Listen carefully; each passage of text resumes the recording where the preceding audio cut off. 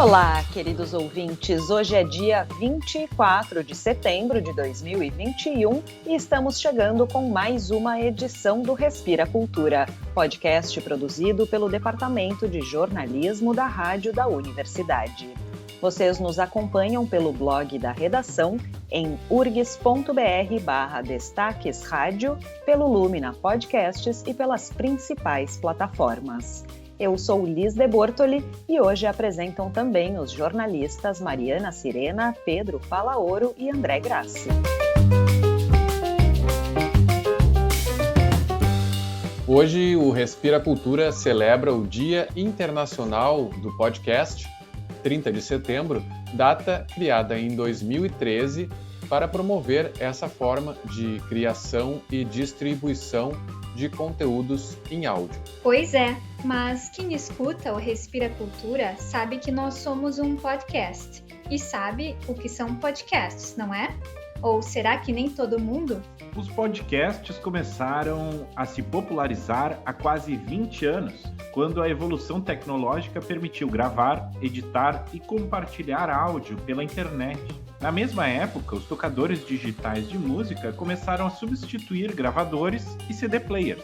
O mais popular desses tocadores era o iPod da Apple e o termo podcasting passou a ser usado em oposição a broadcasting, que é a transmissão por ondas de rádio.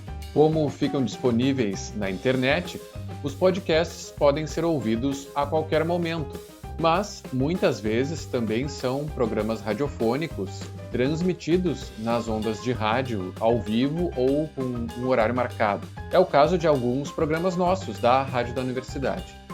Os podcasts rapidamente se revelaram não só uma maneira nova de distribuir o conteúdo de rádio, mas também de aumentar a interatividade com o público através da internet. E eles agregaram possibilidades como listas de música, audiolivros, peças teatrais radiofônicas, educação, documentários e outros gêneros que o rádio andava deixando de lado. Com tantas características novas, as pesquisas acadêmicas começaram logo na sequência da própria criação do formato podcast. O programa de pós-graduação em comunicação da URGS, por exemplo, tem publicações sobre o tema desde 2005. Hoje, esse é um ramo específico de investigação dentro da nossa área profissional. Luana Viana, doutoranda da Universidade Federal de Ouro Preto, estuda os podcasts e suas interfaces com o rádio e com o jornalismo. Um dos gêneros que ela pesquisa é o jornalismo narrativo, em que se usa elementos dramáticos para contar histórias jornalísticas. Outro tema que tem interessado a Luana é o papel do podcast durante o período de distanciamento social. Uma pesquisa realizada pela plataforma Deezer mostrou que março, já o primeiro mês de quarentena no Brasil, trouxe mudanças significativas no consumo de áudio. De acordo com a pesquisa, só para a gente ter uma ideia, o aumento de consumo de podcasts infantil foi de 218%. Os de treinamento esportivo cresceram 194% e os de meditação 132%. Então, isso aí são exemplos, de como que o consumo de áudio, especificamente de podcasts, cresceu muito durante a pandemia.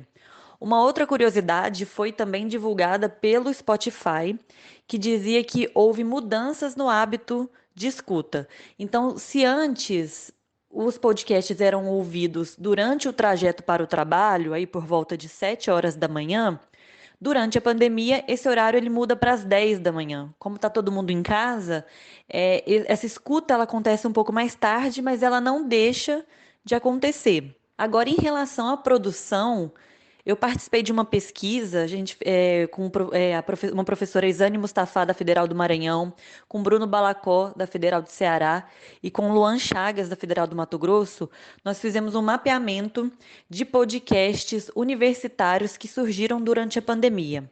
Porque enquanto os departamentos, os alunos da área de saúde contribuíam no combate ao coronavírus, a gente que é da área de comunicação contribuía tentando diminuir, a disseminação de fake news. Então, por isso, houve um crescimento muito grande em produções de podcasts universitários principalmente falando sobre a Covid-19. E quando nós começamos o Respira Cultura, durante esse período de trabalho remoto, nós também intensificamos o interesse e a busca por outros podcasts. Aliás, para alguns de nós, foi o início dessa curiosidade. E hoje, lembrando o dia do podcast, nós queremos comentar sobre alguns deles com nossos ouvintes. O professor Cláudio Moreno, há muitos anos, se dedica ao estudo, ao ensino e à divulgação da mitologia grega. Ele tem vários livros dedicados ao assunto e de um deles veio o título do podcast Noites Gregas. Assim como em suas aulas e palestras, Moreno transforma o assunto numa contação de causos, sempre com uma ironia fina e às vezes fazendo paralelos sutis com a política e os costumes de hoje. E os dois ficam perplexos. Bom, se é o que os Zeus queria que eles aprendessem como era o trabalho, já era uma boa lição. Não tinha quem se queixar. Não iam se queixar, Zeus. Não tinha bispo para se queixar do bispo. Não tinha justiça do trabalho. Então eles resolveram agir com as próprias mãos. O Apolo, como era o seu hábito e sua especialidade, lançou uma peste em cima da cidade, como aquela peste que vai começar a Ilíada anos mais tarde. E o Poseidon manda um monstro do mar a ameaçar quem passa pela planície em direção a Troia. Esse é o espírito do podcast. Zeus, Hera, Hércules e toda a turma do Olimpo nos fascinam e, na voz do Moreno, nos remetem a grande parte da nossa cultura ancestral. O podcast tem a edição de áudio do jornalista Felipe Speck, que aos poucos começou também a fazer pequenas intervenções e já ganhou o apelido de Hermes, o deus que era ao mesmo tempo mensageiro e pregador de peças. Como tem sido um fenômeno em alguns podcasts, o Noites Gregas tem ouvintes fiéis que chegam a ser seguidores e interagem com os produtores nas redes sociais. Além das duas vozes, o podcast tem pequenos momentos de sonoplastia com gravações de Konrad Steinmann e de seu grupo Melpomen. Esse músico e arqueólogo suíço reconstitui instrumentos, como se acredita que seriam na Grécia Antiga, e compõe para esses instrumentos. E o Noites Gregas traz também trechos de uma das mais antigas músicas cujo registro é conhecido, do século II.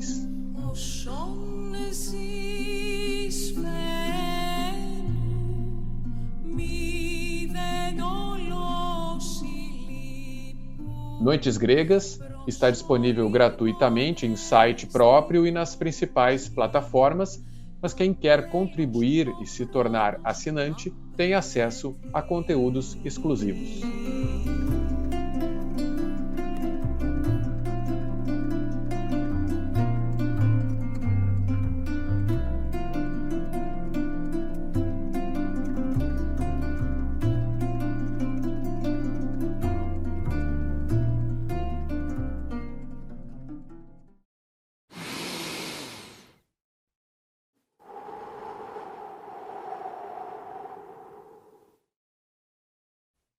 Um podcast bem recente que eu quis trazer para a nossa lista é o Onda Negra, que é produzido e apresentado pela jornalista, poeta e CEO da editora Figura de Linguagem, Fernanda Bastos.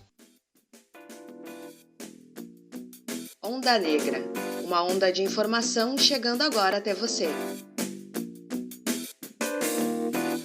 O foco do Onda Negra é trazer investigações sobre temas importantes para a luta antirracista, e o podcast é vinculado à plataforma Feminismos Plurais, que é uma plataforma que traz cursos, publicações e outros tipos de conteúdo voltados ao feminismo com o foco na luta antirracista do movimento. A plataforma foi criada e é coordenada pela filósofa Djamila Ribeiro e vocês podem conhecer mais no site que está na descrição do programa. Voltando ao podcast Onda Negra, ele foi lançado em junho deste ano e já conta com 5 episódios. A cada edição, a apresentadora discute um termo ou conceito relevante para compreender a luta antirracista, como o próprio conceito de raça, que é destrinchado pela apresentadora no primeiro episódio. Nesse episódio inaugural, a nossa investigação é sobre a palavra raça. Afinal, será que ainda precisamos dela ou vivemos em uma sociedade pós-racial?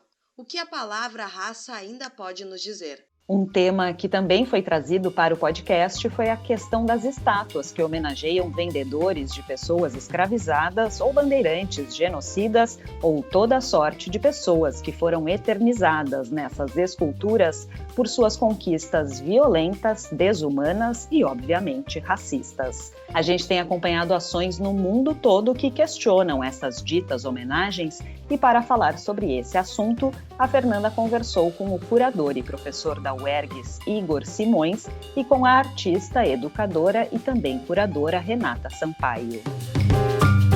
Ainda no rol de temas trazidos à luz pela jornalista Fernanda Bastos, temos o transfeminismo, que é elucidado em entrevista com a professora Letícia Nascimento, o Dia da Mulher Negra Latino-Americana e a intolerância religiosa, que traz uma entrevista com o doutor em Linguística pela USP e Babalorixá Sidney Nogueira.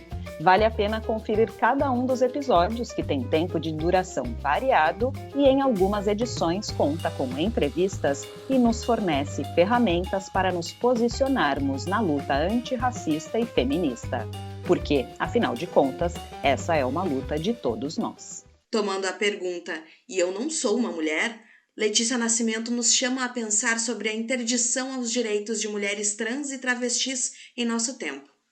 No decorrer do livro, ela propõe uma adequação àquela pergunta, acrescentando o verbo poder, deixando assim novo questionamento para o feminismo. Por que eu não posso ser uma mulher?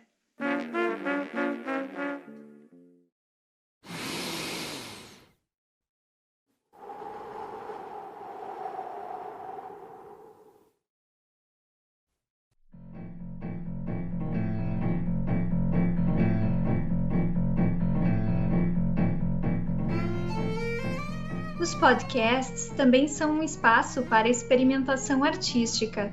No próprio Respira Cultura, na edição 14 desta temporada, a gente falou de peças radiofônicas pelo olhar principalmente do teatro. A produção que eu quero trazer para este episódio é dessa área e tem um nome bem significativo. Quer Ver? Escuta! É a primeira peça em áudio do Grupo Galpão de Belo Horizonte, que é uma das companhias mais reconhecidas da cena de teatro no Brasil. Todo som nasce e morre no instante que soa. Único, irrepetível. Até que os humanos resolveram gravá-los. O Quer Ver, Escuta foi lançado em julho deste ano na rádio Inconfidência e depois foi disponibilizado nas plataformas em 5 episódios de mais ou menos 20 minutos cada. Ele vem de um trabalho do grupo com poesia brasileira contemporânea. O próprio título é de uma poesia de Chico Alvim. A peça não tem nada a ver com aquela imagem antiga que muitas vezes a gente tem das radionovelas, da era de ouro do rádio no Brasil. Ela não tem uma narrativa linear. A produção vai trazendo cenas, vozes, mistura entrevistas, trocas de áudio, de WhatsApp, música, e assim suscita situações para a gente imaginar.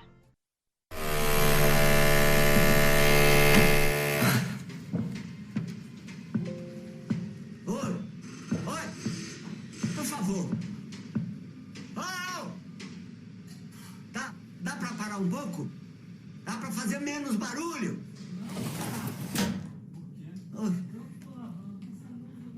Não, mas que inferno, gente. Aqui também. Eu tô gravando. A sinopse da peça apresenta os personagens como um colecionador de sons, uma atriz que está perdendo a memória, um homem que guarda uma voz, um cão que estuda línguas, uma sereia que lê poesia, uma mulher em movimento, um locutor em busca de silêncio. Além das vozes deles, o podcast contempla convidados trazendo histórias que acabam tornando difusas as fronteiras da ficção. Ele integra textos de poesia de um jeito bem orgânico, misturados com cenas e paisagens sonoras. O poema chama Antiboi. Antiboi? Ele é do Ricardo Aleixo, esse poema. A vida como, por exemplo, um antiboi de Parintins, porque nada é caprichoso, nada é garantido. E o poema é bom mesmo, né? Bom porque vai falar exatamente a vida é assim, ó. Essa peça é um convite à escuta atenta. Depois de escutar, dá vontade de prestar mais atenção nos sons à nossa volta e também ao silêncio quando a palavra é o destaque. A direção é de Marcelo Castro e Vinícius de Souza. E vale destacar também a trilha sonora original. Ela foi feita pelo músico Davi Fonseca. Está disponível nas plataformas de áudio como uma faixa bônus da peça.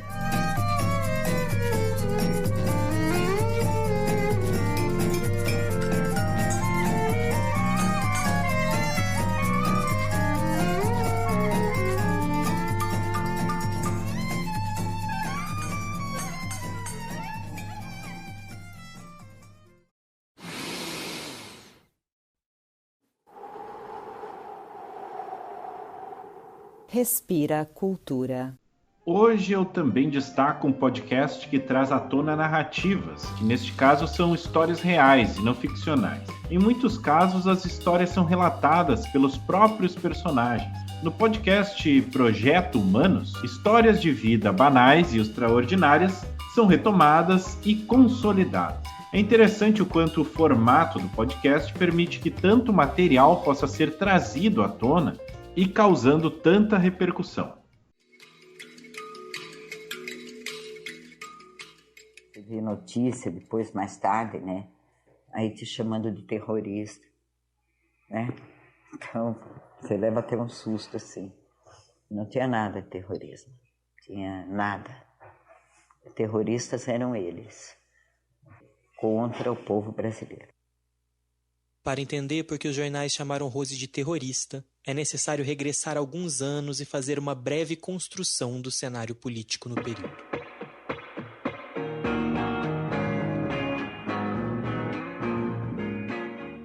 25 de agosto de 1961. O presidente Jânio Quadros anuncia sua renúncia ao Congresso Nacional. E atenção, atenção, ouvintes! O senhor Jânio Quadros acaba de renunciar à presidência da República. O presidente enviou carta ao presidente do Congresso Nacional comunicando sua decisão de deixar o governo. No dia da renúncia, João Goulart, vice de Jânio, participava de uma missão diplomática na China. No Brasil, líderes militares alegavam que João Goulart era comunista e queriam impedi-lo de assumir a presidência. Este que ouvimos foi um trecho do primeiro episódio da terceira temporada do Projeto Humanos, que questiona o que faz um herói. E para isso, são narradas histórias de pessoas reais, que podem sim serem consideradas heróis através dos seus atos.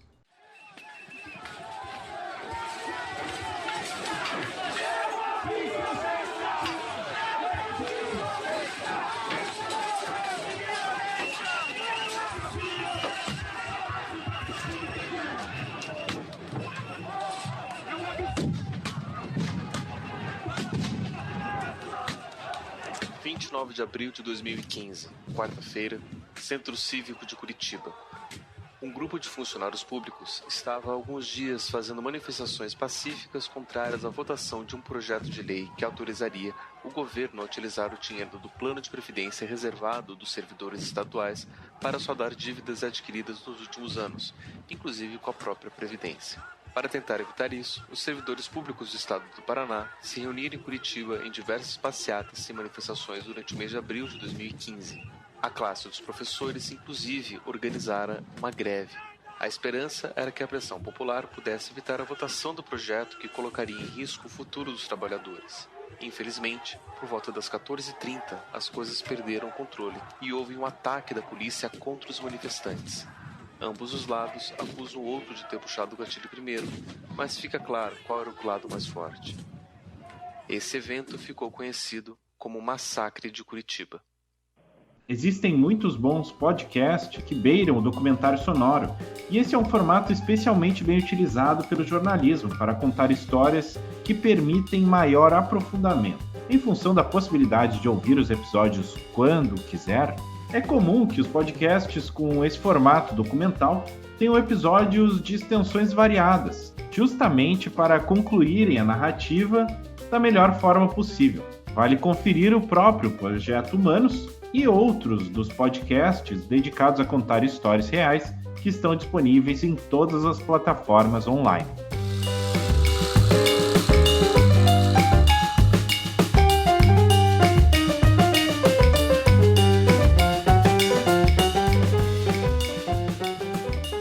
No nosso momento de leitura de hoje, como o nosso tema é podcast, trouxemos um trecho do podcast que aborda leituras, o Quando Chegou Carta, Abri, produzido e apresentado pelo jornalista Rafael Glória.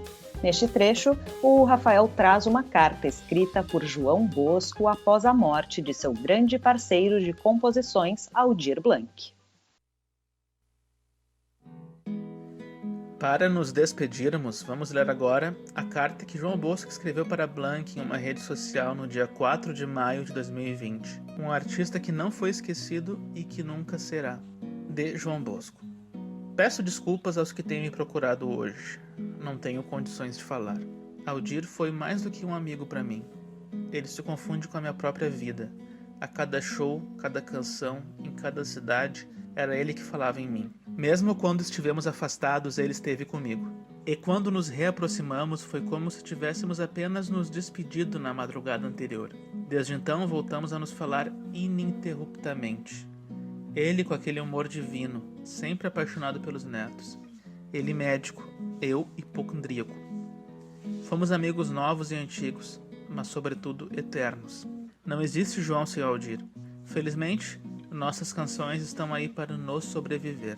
E como sempre ele falará em mim, estará vivo em mim, a cada vez que eu cantá-las. Hoje é um dos dias mais difíceis da minha vida. Meu coração está com Mari, companheira de Aldir, com seus filhos e netos. Perco o maior amigo, mas ganho, nesse mar de tristeza, uma razão para viver. Quero cantar nossas canções até onde eu tiver forças. Uma pessoa só morre quando morre a testemunha. E eu estou aqui para fazer o espírito do Aldir viver. Eu e todos os brasileiros e brasileiras tocados por seu gênio.